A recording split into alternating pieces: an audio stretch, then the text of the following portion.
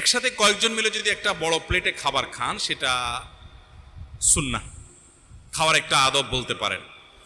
এবং নবী করিম সাল্লাল্লাহু আলাইহি সাল্লাম একাধিক ব্যক্তি একসাথে খাওয়ার জন্য উৎসাহ দিয়েছেন এবং বলেছেন তাআমুল ওয়াহিদি ইয়াকফিল ইসনাইন, খাবার যেন কয়েকটা হাত একসাথে যেন খাবার খায়, তার মানে কয়েকজন মিলে যেন একসাথে খাবার খায়। এবং যখন কয়েকজন মিলে একসাথে খাবার খায় তখন একজনের খানা যদি দুজন একসাথে বসে খেতে, তাহলে সেক্ষেত্রে সেটা দুজনের জন্য যথেষ্ট হয়ে যায়। আবার দুজনের খাবার নিয়ে যদি তিনজন বসে তাহলে তিনজনের যথেষ্ট হয়ে যায়। আপনি নিজেও পরখ করে দেখতে পারেন, আল্লাহ তাআলা সেখানে বরকত দান করেন। এক, দ্বিতীয়ত ভালোবাসা সম্প্রীতি তৈরি হয়।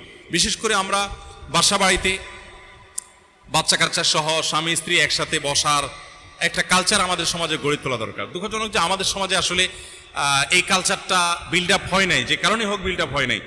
একসাথে বসে খাওয়ার দ্বারা এক ধরনের ভালোবাসা তৈরি হয়, সম্প্রীতি তৈরি হয়, একটা